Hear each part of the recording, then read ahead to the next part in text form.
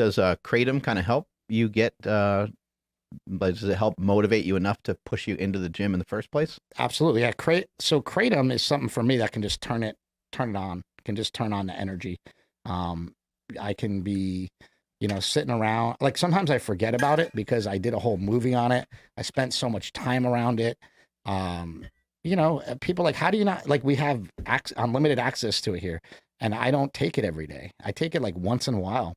And people are like, how do you only take it once in a while? I don't understand. It's like, well, because it doesn't do that much for me other than like it flips a switch for me. Going from being like where maybe I feel like run down and tired, and then I'll take Kratom and I'll get super fired up and excited. But I also find that sometimes I get like too fired up and excited about things. Mm. And I don't necessarily want to be that way just walking around, daily life. You mean you get too fired up and excited, then maybe don't act on the things that you're thinking about, type of deal? Yeah, or just like I get really chatty on Kratom stuff too. So sometimes I'm just like, I don't need that. And then also like I don't want things keeping me up at night, so I don't take it later in the day.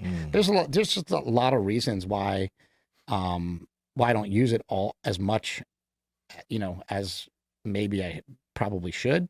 But also there is an addiction component to it that I like to be completely transparent about, and I think people should know about it. So like the reason, and I've never got addicted to it. I've never had a problem with it, but it seems like almost every time I post about it, I get all these negative comments of people like, hey bro, that's messed up. I got addicted to that. But well, that's not my fault. First of all. Second of all, we know the exact mechanism of why it's addictive. And it's really, really interesting because I think if we put a little bit of money, effort, and time into Kratom, we can make it to be probably one of the best, most productive plants in the world.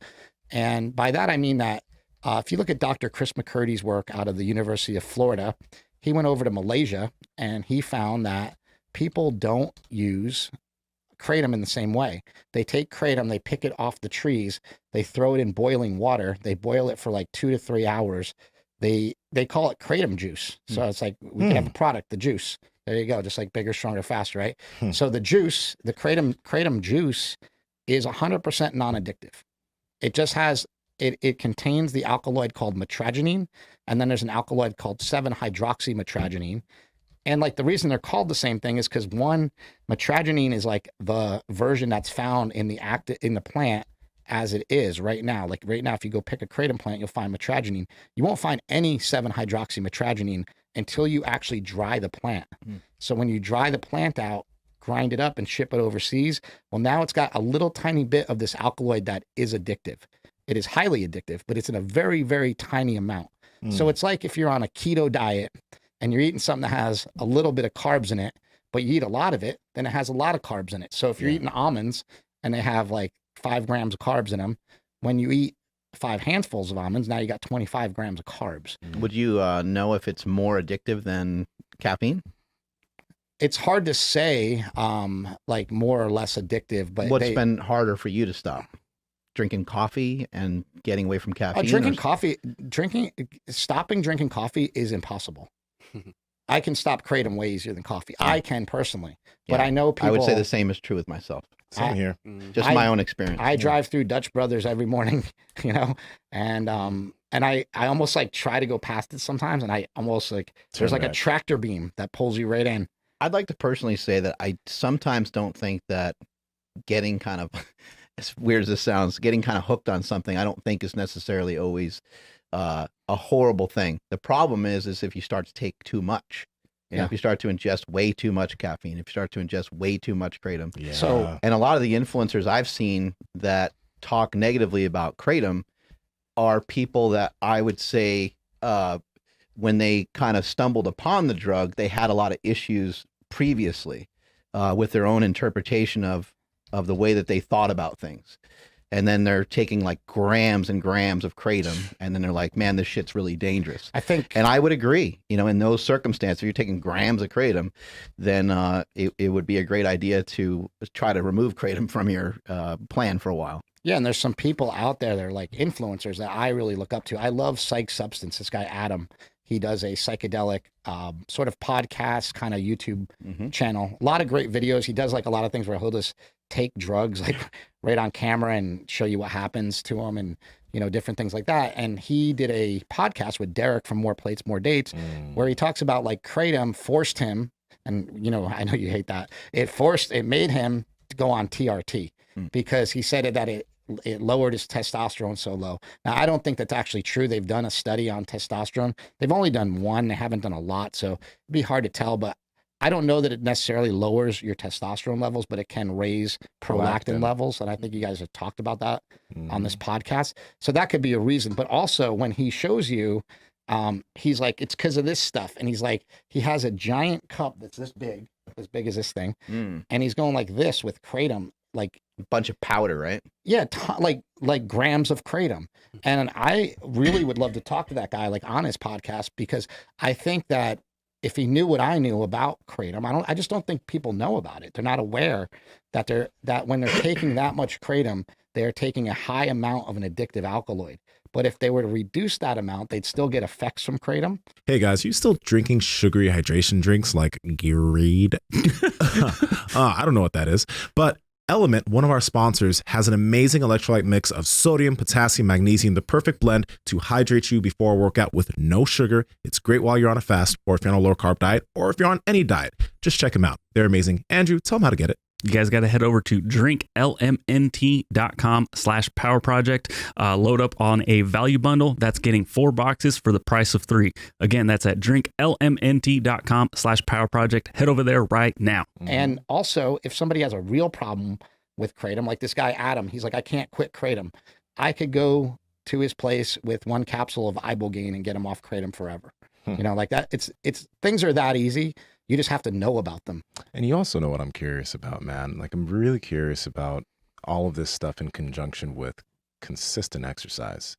Because initially, some people might take Kratom to get them going so they feel the motivation to go to the gym. But like, I use it. I've never felt addicted to it. It just I think you guys take a lot more of it than I do, to be honest. I don't even take it every day. And like, if I do ever take the capsules, it'll be like 2 or 3. So it's not something that I feel like I need. Like, I don't. I've gone days without it before. But the thing is, I'm curious, like, if somebody consistently exercises, right? And then that's part of what they already do. And then this is added to that. Like, because I've used that shit for years now, right? But I've continued to make physique progress without any other substances, right? And if it lowers testosterone or causes someone to go on TRT, maybe that's somebody because he doesn't actually fucking exercise. Yeah, that's that like could be true too. He didn't really work out that much, right? He has a great YouTube channel. He's super busy. Now he's jacked because he's on TRT. But he's also working out, like you said. Also, he's working out now. So I mean, like, you need to, like Mark said, didn't you just say, like, you need to have the habits? Yeah, your shit together, yeah. You need to have your shit together. You need to have these habits in line before you just want to throw some substances at yourself and say, maybe this can fix me. Yeah. Well, and he was also very honest about it, but it's like, I feel like sometimes, like, out the gate, somebody said, I think, like, his particular video, he's got 2.5 million followers. So in the beginning of his video, he sort of blames it on Kratom, but then he doesn't really walk it back until way later. He actually does say it might be the Kratom, it might not be the Kratom, but like right in the beginning of the video, the views you got to hook them. The views are in the first couple minutes. So when you're like, it's all because of Kratom, then people are like, oh, it's a Kratom, I better get on TRT too. And it's like, maybe you're leading people down a path that they don't need to go down. But I do believe that people reducing the amount of Kratom they take is a great idea, and giving yourself breaks from it so that you don't need it all the time is a great idea. I think that it's not good to lie to people. So when I was making a leaf of faith, all the people in the Kratom community were trying to get me to say that it wasn't an opioid and that it wasn't addictive. And I'm like, well, I can't say that. We have seen people get, dependent, addictive. To me, it's the same thing. You're trying to use a kinder word by saying dependence, right? But you're saying addictive. I can't actually say that it's 100% non-addictive because we don't see that in the science. We see that it could be slightly addictive. Like they say, like coffee. It could be more than that. It could be less than that, but it's sort of in that family.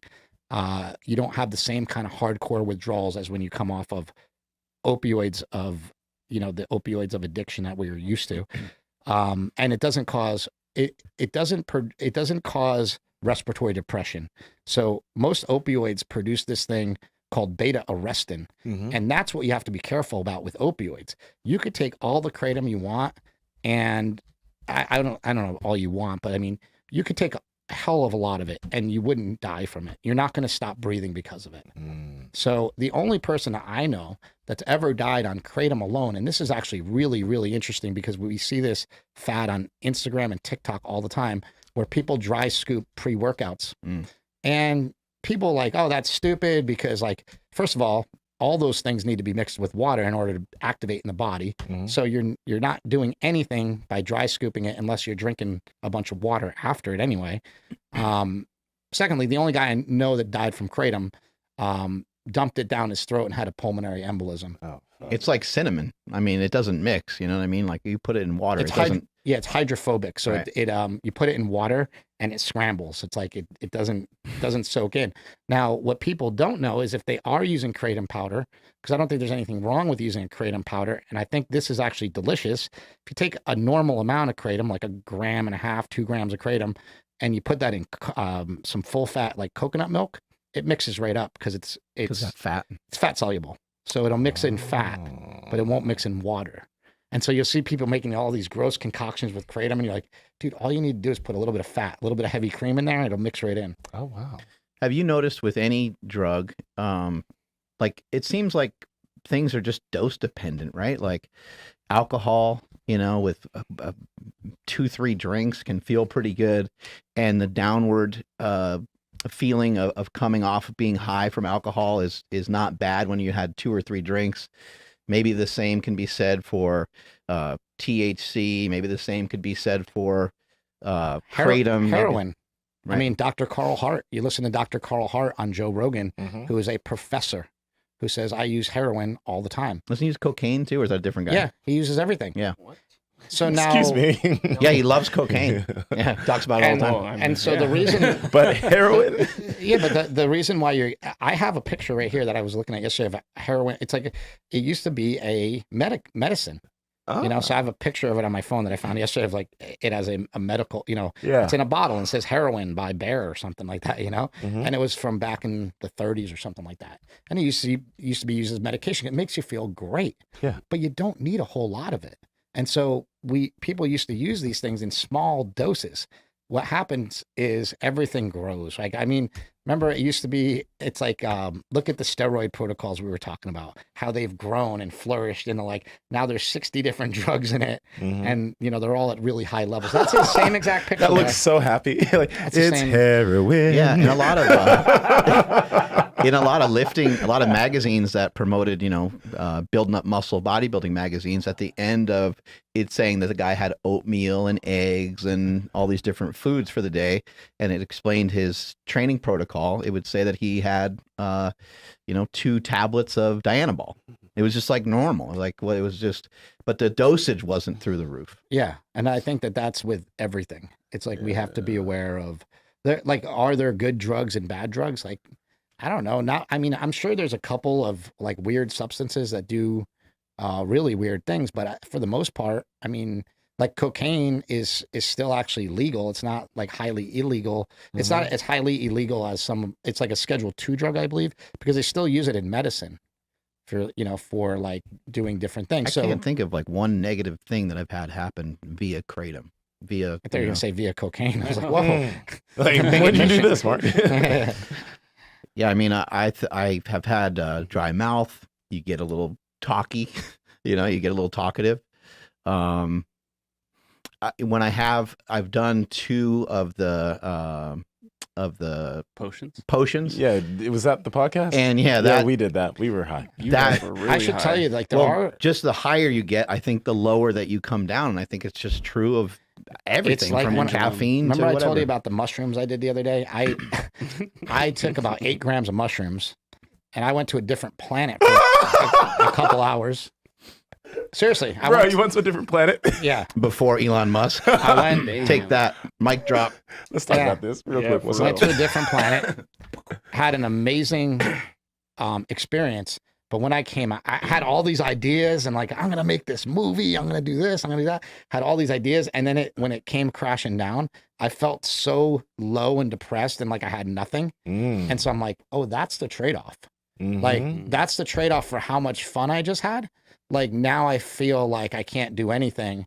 And then that lasted for like a whole day. And then people continue to seek that out. That's the thing. Like people feel that, and then they're like, I need more of that. So they do it again, and they do higher and higher doses. Well, luckily for me, I was like, I don't want to feel that again. So next time I do a big dose, just stick to like 5 grams. That's plenty enough to get you like that's still a heroic dose, and that will get you to another planet anyway. But what you just mentioned right there, that's the same thing when people like take Kratom, because I've never had a bad experience with Kratom, but I've also I've never continued to seek out higher and higher feeling. Like it has a function, right? I'm not continuing to just like chase that. When people try to chase something that a substance is giving them, and they try to chase it more and more, you have these great highs, and then you have these continuous lows. And by trying to get away from the lows, you want to get higher and fucking higher.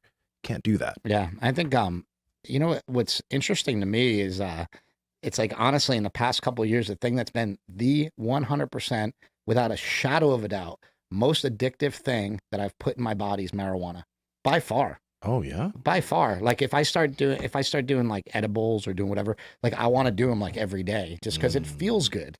Like I feel good. And then you know, with pain and everything, you're like, you get home, you're all achy, whatever. And you take cannabis, it's like a double whammy Kratom. It's like it'll get rid of the pain, but it also just kind of put you in a different state, you know? And so for me, I've had problems with it where I was just doing a lot of edibles for a while, and it got to be really expensive. And I'm like, this is just ridiculous. Like I don't need this. I just want this. Yeah. You know, and I've come to realize that. And to me, it's funny because when I was in rehab, we had a kid come in, and he was there for marijuana, and I like laughed at him.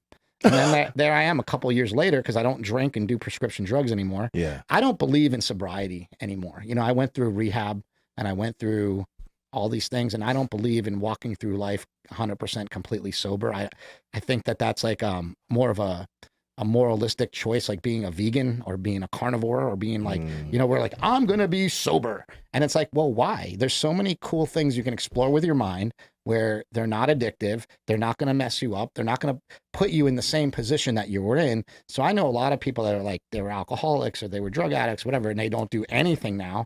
And I'm kind of like, maybe they don't know how to deal with that line, though. That's the thing. They might not have. Some people, no, you're right. You're exactly right. Right. Some people don't know how to mess with these things or use these things as tools.